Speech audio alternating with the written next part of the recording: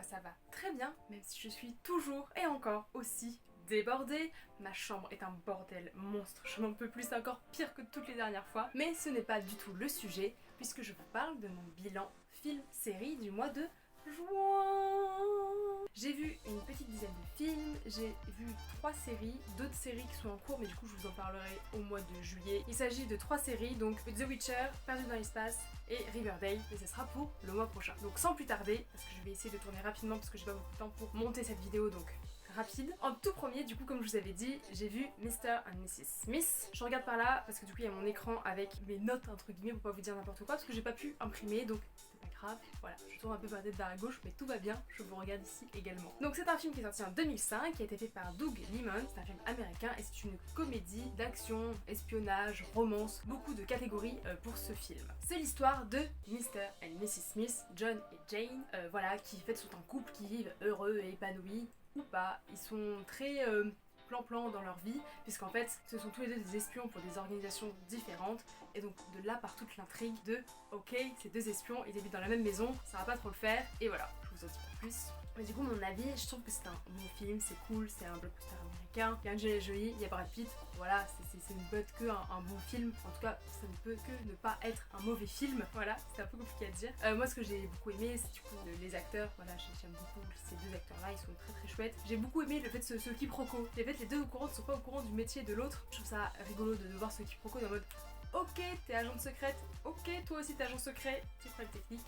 Voilà, donc ça reste sympathique, ça reste drôle, et voilà, je le recommande également. Ça faisait très très longtemps que je voulais le voir, et il était sur Netflix, du coup j'ai pu le voir. Donc ceux qui ont Netflix, n'hésitez pas, foncez, regardez Mr. and Mrs. Smith. Ensuite, j'ai regardé un dessin animé, ce n'est pas l'unique dessin animé du mois, parce que je l'avais un peu oublié que j'avais regardé, et du coup j'en ai regardé un autre en mode oh, le dessin animé du mois. Donc trop cool, j'ai pu regarder un autre dessin animé à la fin du mois, je vous en parle plus tard. Mais j'ai regardé les 12 travaux d'Astérix. Cours Astérix. Donc les 12 travaux d'Astérix, c'est un film qui est sorti en 1976, donc il y a déjà un bon gros bout de temps, et qui a été fait par René Goscinny, Albert Oudaro et Pierre Watrine. Voilà, je suis pas sûre que ça vous aide dans votre vie, mais au moins vous le savez. Et du coup c'est un film d'animation franco-britannique, mais surtout franco, oui la France. Les 12 travaux d'Astérix, c'est Jules César qui vient et qui en fait se dit mais j'en ai marre que ce village d'irréductibles gaulois résiste toujours et encore à l'envahisseur, et donc il dit ok vous allez faire 12 travaux, impossible et tout, et à la fin si vous gagnez vous serez les maîtres de Rome, et donc il y a 12 travaux que Astérix et Obélix font pour que le village reste en vie. Donc comme toujours, j'adore les dessins animés. Je pense que c'est mon dessin animé Astérix préféré, voilà, parce que je le trouve vraiment très drôle. J'en connais beaucoup de scènes par cœur. Par Osiris et Paradies, tu es un sanglier. Oui. Voilà. En plus, ce qui est trop rigolo, je suis allée au parc Astérix au début du mois de juin, et il y a Osiris, que c'est une attraction que j'adore. En fait, c'est une attraction qui est dans le film, puisque en fait l'attraction dit ok par Osiris et par Abyss vous êtes des oiseaux, et du coup on vole dans l'attraction et tout. Et en fait c'est ce qui se passe dans le film, enfin dans le dessin animé. Il y a par Osiris juste avant, il y a un mec qui se prend pour un oiseau. Bref, voilà, je trouve ça cette petite aparté parc Astérix est très bien joué. Donc pour une fois, on a une attraction qui est vraiment dans le lore du truc quoi. Donc trop stylé. C'est vraiment très très drôle à regarder. Alors oui, les rebondissements ne sont pas dingues puisqu'on sait que c'est Astérix et Obélix. On sait qu'ils gagnent toujours à la fin parce que c'est des gentils, parce que voilà, c'est Astérix et Obélix, ils ont la potion magique, todo bene. Voilà, moi le seul truc qui m'a un peu déçu, c'est que la pire épreuve du monde entier, genre la 12e épreuve qui est censée être la plus dingue et tout, la plus facile, enfin genre ils la mettent dans des gladiateurs, je suis en mode mais les gars, ils ont la potion magique, que vous ayez des gladiateurs ultra formés ou pas, c'est la même chose que vos soldats à Baba au Rhum, je sais pas où ailleurs. Voilà, aucun sens. Mais bon, bref, les autres épreuves sont vraiment originales et voilà, en fait c'est un peu inspiré des 12 travaux d'Hercule, mais voilà, c'est un peu mis à leur sauce. Et ça reste très rigolo. Donc voilà, n'hésitez pas à regarder les 12 travaux d'Astérix, même si c'est un dessin animé qui date un petit peu, je trouve que ça a pas bien vieilli, parce que c'est un peu vieux, mais ça a pas extrêmement mal vieilli non plus, parce que c'est un dessin animé, et du coup en général les dessins animés restent, voilà, c'est comme si tu lisais la BD finalement. D'ailleurs je crois que c'est un synopsis original, non? Enfin en tout cas ça suit pas le... Si à la BD, ça suit pas la BD exactement. Je crois que j'avais lu ça à un moment. Bref, ensuite sur Netflix, toujours, j'ai vu L'arnaqueur de Tinder. C'est le truc qui était à la mode il y a 2 mois, 3 mois déjà. Donc c'est un film qui est sorti en 2022, qui a été fait par Felicity Morris, et c'est un documentaire britannique. L'arnaqueur de Tinder raconte l'histoire de femmes qui se font arnaquer par un mec sur Tinder, qui en fait, bah du coup, il commence à vivre une relation, il fait des voyages de ouf, il a l'air hyper riche, hyper sympa, il est parfait, il fait livrer des roses, il offre des voyages, des hôtels de luxe et tout, c'est incroyable. Et en fait à la fin il leur demande beaucoup d'argent et donc elle se retrouve totalement dans la merde, dans la mouise la plus totale. Et voilà, donc débute l'histoire et du coup on suit d'abord une première soit de femme, puis une seconde, puis une troisième. Et donc en fait c'est un truc qui a vraiment existé et je trouvais ça intéressant et surtout mais flippant. Mais mon dieu, genre ça m'a pas angoissée parce que je suis pas sur Tinder, mais c'est tout. Bah en fait ça donne pas l'impression, normalement Simon on n'a pas l'impression de ça. Et voilà, bref, c'est très dangereux et voilà, n'hésitez pas à le regarder. Moi je trouve ça très intéressant. Juste ça fait peur de voir comment l'humain peut être aussi sournois. Oh là là, ça me dépasse, ça me dépasse. Et mon avis personnellement, c'est que c'était cool. Franchement, c'était très intéressant. Peut-être que les femmes qui ont subi ça, c'est peut-être les vraies actrices, parce que justement elles veulent porter leur cause et montrer que regardez comment lui il est pas bien. Et ça montre bien qu'il peut y avoir en fait mille et une arnaques partout. Et je comprends pas comment on peut être aussi vil et méchant. Voilà, donc très très chouette. Je recommande l'arnaqueur de Tinder et c'est sur Netflix. C'était la mode du coup il y a un petit moment, donc voilà. Mais bref. Ensuite j'ai regardé avec mes copains, du coup bah, on l'a regardé ensemble. Et en fait c'était particulier. Et attendez, avant ça je vous dis le reste. Du coup c'est sorti en 2021, c'est une comédie dramatique américaine créée par Sean S. Baker. C'est l'histoire de Mickey Saber qui est en fait un ancien acteur pornographique qui en fait sort de ce contexte, arrête ce métier et retourne habiter dans sa ville natale. Il se retrouve chez son ex-femme et sa belle-mère et là s'ensuit plein de rebondissements à droite et gauche. Voilà, et en fait c'est vraiment particulier. Alors déjà moi je suis avec une seule oreille. Et voilà, et en fait à un moment j'ai ma pote qui m'envoie un message en mode tu suis encore le film et tout, j'étais en mode oui, mais c'est particulier, plus ça va et moi j'écoute. Elle me dit ouais, c'est trop bizarre. Et du coup c'était très particulier parce que ouais, je recommande pas. Clairement je recommande pas. Après peut-être que c'est une vibe que vous aimez, mais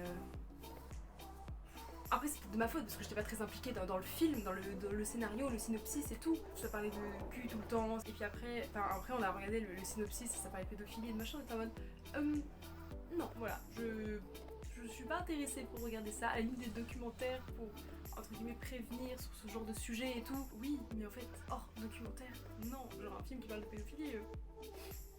Oh, je suis pas très à l'aise avec tout ça, quoi. Donc bon, Red Rocket, je recommande pas forcément du tout. C'est pas mon genre, c'est pas mon style, mon style. Mais voilà. Ensuite, je vais vous parler de Tapis rouge et Poumon vert que j'ai vu à mon stage. Et donc c'est un film qui est sorti en 2020, c'est un documentaire français qui a été réalisé par Luc Maresco. Et donc c'est l'histoire de Luc Maresco justement qui en fait veut créer un film pour parler de la biodiversité, de la nature, etc. Pour aider Francis Allais à préserver la biodiversité et surtout la forêt amazonienne qui est le poumon vert de la planète. Et en fait il veut créer un film qui s'appelle The Botanist. Et donc c'est l'histoire de ce réalisateur qui veut réaliser un film. En fait c'est l'histoire d'un réalisateur qui veut réaliser un film et voilà, et en fait ça nous montre tout le process de la réalisation de ce film et donc j'ai trouvé ça intéressant de voir comment ce processus va s'effectuer et la grande question c'est est-ce que ce film... Oui ? Coucou. Oui, je fais un truc. Les parents rentrent de week-end. Et donc, qu'est-ce que je disais? J'ai oublié.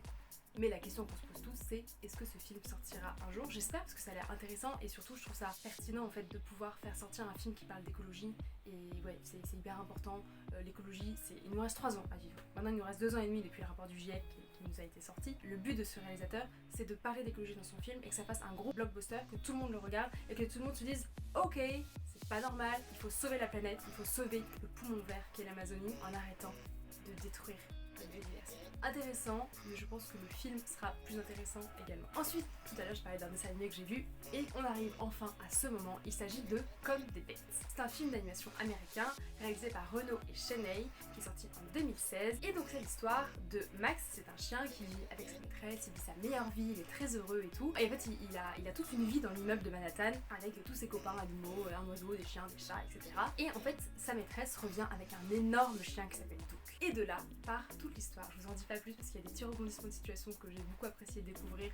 Donc voilà, je vais pas en parler. Mais le premier rebondissement c'est celui-là et après le reste, surprise. Et donc c'est un film d'animation que j'ai beaucoup aimé. Voilà, ça parle d'animaux. À un moment il y a un petit cochon d'Inde, c'est trop mignon. C'est vraiment très enfant. Par contre, je trouve qu'il n'y a pas de réflexion à avoir derrière. Oui, alors on a quelques notions de oui, il faut être gentil avec les animaux, l'amitié et tout. Il y a quand même des valeurs qui ressortent de ce dessin animé, comme tous les dessins animés, comme tous les films de façon générale. Mais voilà, il n'y a pas des leçons de vie extrêmes dans ce film, à part le fait qu'il ne faut pas abandonner ces animaux. Quand je vais sortir cette vidéo, on sera tout début juillet, le début des départs en vacances. Donc c'est peut-être le bon moment pour faire passer le message de n'abandonnez pas vos animaux. Je vous en supplie. Je suis en train d'imaginer mon cochon tout seul. Oh mon bel pied. Préval, je t'abandonnerai jamais. Et en plus de ça, si vous voulez prendre des animaux, prenez-les dans des associations, dans des refuges, etc. Parce que c'est là où ils ont besoin de plus d'amour parce qu'ils sont abandonnés et voilà. Donc Comme des bêtes, j'ai vraiment beaucoup aimé. J'ai bien aimé aussi les dessins. Je sais qu'il y a Comme des bêtes 2 qui est sorti et donc j'aimerais bien le voir également. Mais c'était vraiment très mignon, très chouette et voilà, je le recommande. Il est sur Netflix, c'est pour ça que je l'ai regardé. D'ailleurs, je l'ai regardé en mode panique, en mode j'ai pas vu mon dessin animé du mois, vite, vite, vite. Et voilà, j'ai franchement pas été déçue de ce film. Ensuite, j'ai repris une séance du dimanche soir à regarder 2 films d'affilée. D'ailleurs, on est dimanche soir et je pense pas que j'ai regardé 2 films d'affilée parce que je suis un peu débordée. J'ai une machine de linge à étendre, une machine de vaisselle à vider, ma chambre à ranger, ma vie à organiser. Je peux pas aller au cinéma. Je suis désolée. Bon, c'est pas grave. Ce dimanche soir-là, j'ai vu 2 films et j'ai commencé par Les goûts et les couleurs. C'était un film qui m'intriguait, j'avais vu les affiches, ça m'avait intéressée, j'avais vu le titre j'adore, les goûts et les couleurs, vraiment c'est une de mes phrases préférées quand j'apprécie pas la même chose que quelqu'un d'autre, que quelqu'un n'apprécie pas l'autre personne. Par exemple, cette semaine on a eu une discussion avec des copains où en fait ils étaient pas fans du Seigneur des Anneaux, alors que moi je suis une fan absolue, j'adore le Seigneur des Anneaux, mais comme j'ai jamais adoré une saga, voilà, et les goûts et les couleurs, voilà, vous aimez le Seigneur des Anneaux, moi j'aime pas Interstellar, voilà, qu'est-ce que vous voulez que je vous dise? En fait ils aiment bien les films de science-fiction et tout, et Interstellar, et moi j'aime pas, et eux ils aiment pas le Seigneur des Anneaux, voilà, on peut cohabiter et tout va très bien, madame la marquise. Bref, Les goûts et les couleurs, c'est un film qui est sorti en 2022, c'est une comédie française de Michel Leclerc. Et ça raconte l'histoire de Marcia, qui est une jeune chanteuse qui en fait se retrouve à chanter avec son idole, Mary Jane, quelque chose comme ça. Et en fait, malencontreusement, Mary Jane vient à mourir et en fait elle se retrouve à devoir discuter avec son ayant droit qui s'appelle Anthony pour qu'elle puisse sortir le nouvel album. Et là, toute l'histoire commence. En fait, c'est une histoire toute mignonne. Alors oui, elle est dramatique, c'est une comédie, mais qui est aussi un peu triste aussi, qui nous fait un peu passer par beaucoup d'émotions. Il y a toute une histoire autour de la chanson, et même si moi je ne chante pas, je chante comme une casserole de Disney à 4h du matin, ou à 22h, parce que je suis obligée de dire ce genre de détails. Ça reste très joli et très touchant en fait de voir cet amour qui existe entre un fan et une artiste. Et voilà, et c'est vraiment très très très très sympathique. Je le recommande, c'est un film qui est pas très connu, c'est un film français. Pour une fois, c'est une comédie française qui est pas lourde dans les blagues et je trouve ça intéressant. Alors pas que l'humour lourd et pas à voir, les goûts et les couleurs comme on dit, justement. Et voilà, c'était très très sympathique, très mignon. Voilà, alors après moi, le rebondissement de situation, spoil, on a une femme qui aime une autre femme, un homme trop cool, enfin on monte. Et surtout que c'est pas le centre d'intérêt du sujet, c'est voilà, elle s'aime, c'est tout, il n'y a pas toute une histoire autour d'elle, c'est pas les personnages principaux, enfin la meuf c'est le personnage principal mais sa femme c'est pas le deuxième personnage principal et justement j'ai trouvé ça hyper intéressant de se dire que voilà c'est la vie, ça m'a un peu chiffonné, surtout que je trouvais que elles allaient bien ensemble même s'il y avait du coup des sensations de complexitude, voilà, genre l'une et l'autre ne s'écoutaient pas et enfin je le voyais venir à 200 km et qu'au milieu il se mettait avec Anthony, je suis en mode mais tu le détestes, il est un sup, il déteste ton idole, c'est un vrai je coupe toutes les grossièretés parce que j'ai pas envie de les dire, mais non, tu peux pas rompre avec ta meuf pour te mettre avec un gros con, non. Qui n'existait pas que parce que c'est un couple LGBT. C'est ça, en fait c'est ça, je rembobine tout et je dis que, en gros, ce que je n'ai pas apprécié avec l'histoire de ce couple qui se sépare pour se mettre avec un gros con, c'est que le couple existe pas parce qu'il est LGBT, il existe parce qu'il existe, voilà, tout comme un couple hétéro existe parce qu'il existe. Enfin, on a un film qui montre que on peut faire un couple LGBT+, sans que ce soit... Bref.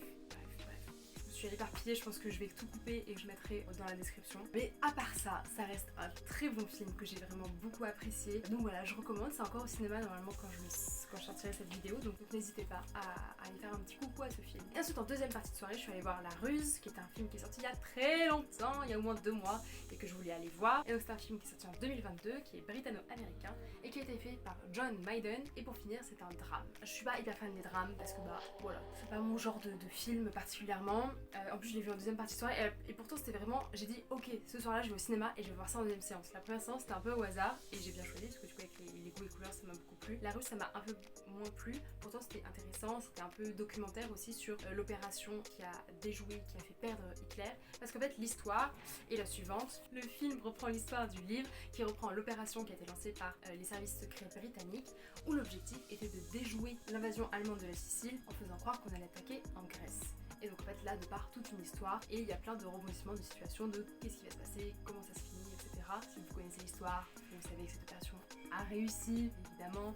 Mais comment? Telle est la question. Pour ça, il faut que vous alliez voir le film. C'était une deuxième partie de soirée, donc j'étais un petit peu moins focus. Mais je pense que ça reste un très bon film, surtout si vous aimez les drames, surtout si vous aimez un peu l'histoire. Moi, je vous avais dit, hein, mais l'histoire, je préfère quand ça se passe plutôt au Moyen-Âge. La Renaissance, c'est un peu... voilà. Et en fait, tout ce qui est un peu moderne, il y a moins de 200 ans, je suis beaucoup moins fan. Après, voilà, si vous aimez la Seconde Guerre mondiale, je pense que c'est le bon truc. Je pense qu'on en parle en cours d'histoire, donc si vous vous intéressez particulièrement à cette opération, c'est le bon film à voir. Mais très sympa, je suppose qu'il va être encore au cinéma quelques semaines, donc c'est encore le moment d'aller le voir. Sinon, voilà, vous pouvez aller regarder sur internet.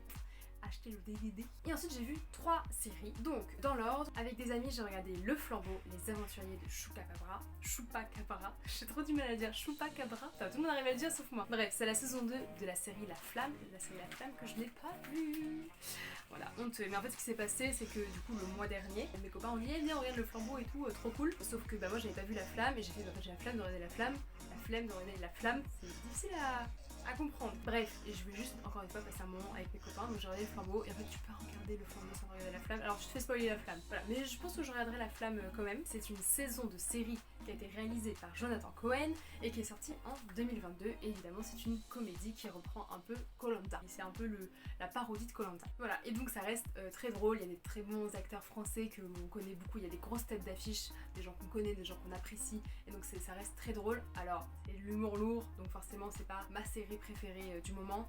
Après, voilà, je sais que beaucoup de personnes adorent Jonathan Cohen, adorent l'humour lourd, et tant mieux, foncez, c'est grave pour vous, et voilà. Moi, j'ai plus apprécié le moment que j'ai passé avec mes copains que si je l'avais regardé tout seul dans mon coin. Après, ça n'empêche que j'ai quand même souri, et j'ai quand même rigolé à beaucoup de moments, parce que, bah, voilà, c'est rigolo comme série, il y a des retournements de situation, droite, gauche, qui s'en va, qui va partir, qui va être éliminé, qui ne va pas être éliminé, et tous les personnages ont un rôle à jouer, tous les personnages sont différents, et tous les personnages voilà, sont un peu développés et ça nous permet du coup de pas nous ennuyer parce qu'on a une douzaine de personnages différents et une douzaine de personnages très différents. Voilà, et sachant qu'il y a beaucoup de références qui sont faites du coup depuis que tout le monde a vu comment ça l'alcool c'est pas cool, comme par hasard. C'est fait plein de références à donner et voilà, et en général les gens l'ont beaucoup vu, c'est un peu la vibe du moment. Ensuite j'ai vu la saison 2 de Bonding qui est sortie en 2021, donc j'avais déjà un an de retard. En fait c'est l'histoire d'une jeune fille qui fait des études de psycho, c'est pour ça que c'est pas pour ça que j'ai regardé, mais je trouvais ça rigolo parce qu'à l'époque quand j'ai commencé à regarder la première saison, bah, j'étais encore en études de psycho et qui en fait pour financer ses études devient maîtresse dans un donjon de Bonding. Et du coup dans la saison 2, c'est la continuité de la saison 1, je crois que j'ai préféré la saison 2 parce qu'il y avait plus de remotion de situation. La saison 1 c'était vraiment la mise en place et la saison 2 on appuie et on creuse un petit peu plus sur le sujet et notamment du bonding. Elle l'explique bien mieux que moi donc je vais me taire et je vous conseille de regarder cette série parce que je trouve ça très intéressant de comprendre en fait tout cet univers qui est totalement inconnu pour la plupart, mais j'ai trouvé ça intéressant juste de me cultiver. C'est une saison de série que j'ai beaucoup aimée, c'est sur Netflix et du coup il y a la saison 1 et la saison 2 et je trouve que la saison 2 est meilleure que la saison 1. Mais commencez par la saison 1, faites pas comme moi à regarder vos séries n'importe comment et vos films n'importe comment, commencez par le début, je vous en supplie, ne faites pas comme moi. Et pour finir, maintenant que j'ai Amazon Prime grâce à mon frère Xavier, j'ai pu regarder American Gods. C'est une série que j'avais commencé parce que un autre frère me l'avait recommandé et en fait c'était une série que j'avais pas du tout aimée. Le synopsis de base c'est les dieux et déesses grecs qui en fait vivent à l'heure actuelle et je trouvais ça trop cool parce que moi je pensais que j'allais avoir Percy Jackson quoi, un truc un peu stylé et en fait pas du tout et j'étais un peu déçue en mode ok c'est pas du tout Percy Jackson et c'est un peu long, c'est chelou mais voilà, et en fait c'est une série que je mettais en fond et voilà donc je peux pas trop en parler. En fait le vrai problème que j'ai dans la vie c'est que j'adore les séries, voilà donc ça c'est un vrai problème et surtout qu'en fait quand j'ai commencé une série je ne sais pas m'arrêter et donc cette série j'ai commencé à la regarder et il me fallait absolument la finir et enfin elle est finie. Saison 3 terminée, je suis à jour dans cette série, je vais pouvoir mettre TV Showtime à jour et donc ça va me mettre une petite bande verte violette d'ailleurs et plus que ce soit en jaune parce que c'est un stress les bandes jaunes sur TV Showtime, je vous en parle pas. Terrible. Bref, donc c'était ma série un peu fond. Voilà, après si vous aimez la saison 1, bah, vous allez probablement aimer la saison 2 et la saison 3. Je trouve peut-être la saison 3 un peu plus intéressante.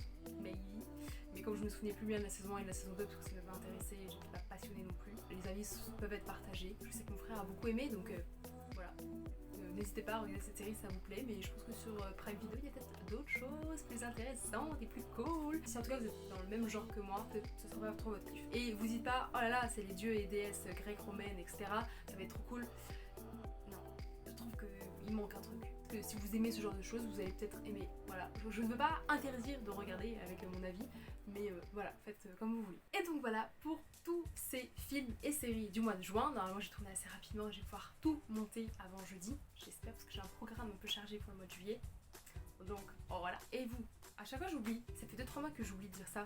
Et vous, au mois de juin, qu'est-ce que vous avez regardé? Films, séries, quels livres vous avez lus, quelle culture vous avez apprécié? Dites-moi tout en commentaire, j'ai vraiment hâte de vous lire, n'hésitez pas. Et en tout cas, j'espère que cette vidéo vous a plu. Si c'est le cas, vous pouvez mettre un pouce en l'air. Si ma chaîne vous plaît en général, vous pouvez vous abonner. Et surtout, bon visionnage! Bisous les panda! Bye bye! Aïe! Je me suis pris la plante. Pas la plante, la plante comme ça là. Ça là. Je mets ici, je me suis pris ici. Catastrophe. Abonnez-vous les abonnés. Si vous êtes abonné, dites pas vous abonner. Tchou